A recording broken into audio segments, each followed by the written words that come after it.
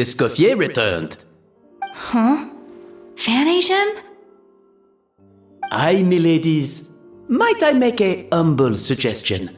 Given that we have ourselves a tête-à-tête between chefs at the Hôtel de Bord, I dare say it would be de rigueur to settle this the traditional way. The traditional way? That can only mean one thing. That's right! I'm talking, of course, about the tradition established by Modeste himself. The cooking contest!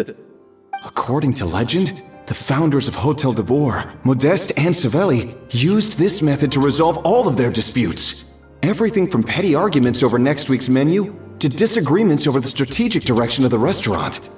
The cooking contest would decide who had the final say.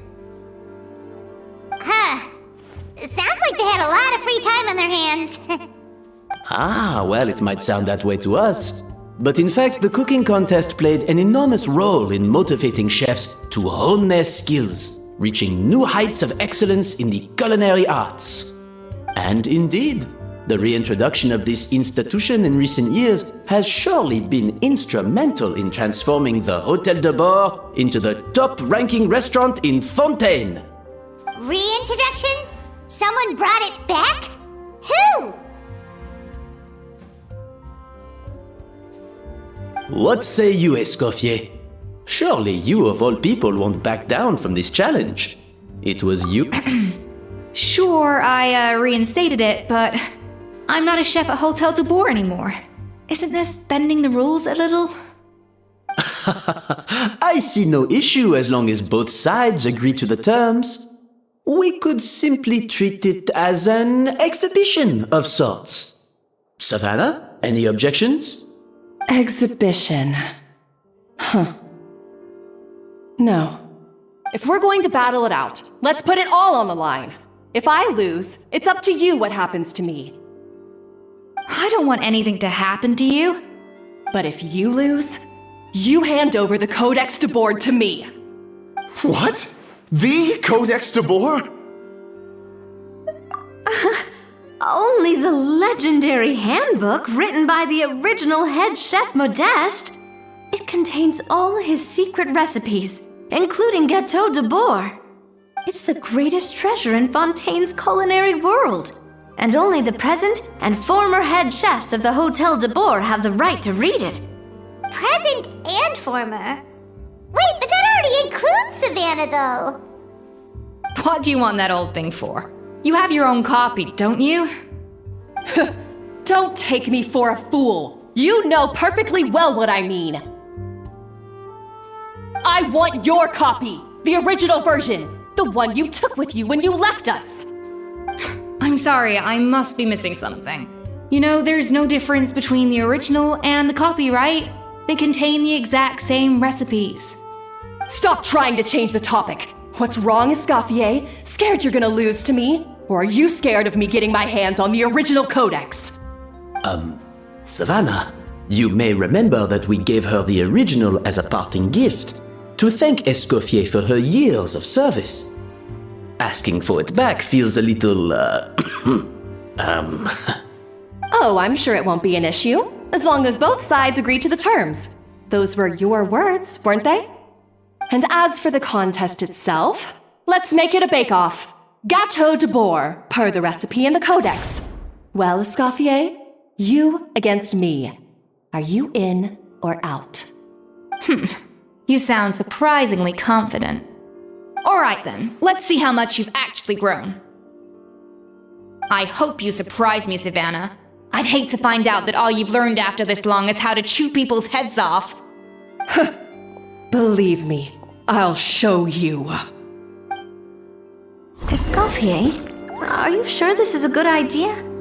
You accepted her terms a little hastily. Oh, it'll be fine. Let's head back to the Fleuve Cendres so I can get prepping.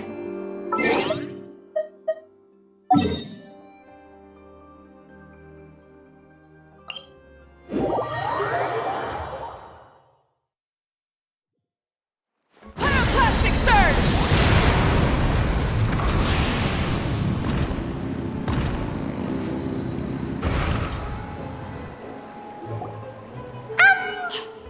So, this whole bake-off thing kind of came out of nowhere. Was it really sensible to just go along with it? Well, I got a sense that she's holding something back. But we chefs always express ourselves in our cooking. So if she won't talk, this might be the best way to find out what's really going on with her. Huh? Holding back? Sure didn't sound that way to Paimon. Escoffier only picked up on it because she's the same way. Always closed off, never letting you know what she really thinks. That's patently false, at least where your macarons are concerned. I've been nothing but truthful with you about the disgraceful amount of sugar you use. Okay, that's one case where you can keep your thoughts to yourself. Oh, that? Well, it's not so much a recipe book as a diary of Modeste's adventures. Back in the day, he and his good friend Savelli explored far and wide, partly adventuring, partly looking for new ingredients and developing new recipes. Their creations had an enormous influence on the course of Fontaine cuisine, turning it into a much more vibrant and diverse scene. For instance, legend has it that the original Gâteau de Bourg was made using a special secret ingredient that Modeste discovered on one of his adventures. So rare was the ingredient that they could never make more than 16 slices of the cake per day. But everyone who tried it claimed that it was one of the most blissful and invigorating things they had ever tasted. Modeste and Savelli went on to found the original Hôtel de Bourg, which catapulted them to stardom in Fontaine's culinary world. Especially Modeste. He was hailed as a once-in-a-generation genius, and over time, the recipes from his adventure log became known as the Codex de Bourg. Paimon's heard this kind of story before. Armed with the Codex, the Hôtel de Bourg took its rightful place as the finest restaurant in the land, serving those recipes for centuries to come. Something like that? What? No, of course not! Cooking is a constantly evolving art form. How could any restaurant survive if they only served food that was popular last century? Anyway, never mind centuries. Savelli and Modeste parted ways not even 10 years after their rise to fame. Then, Modeste passed away while he was still in his prime.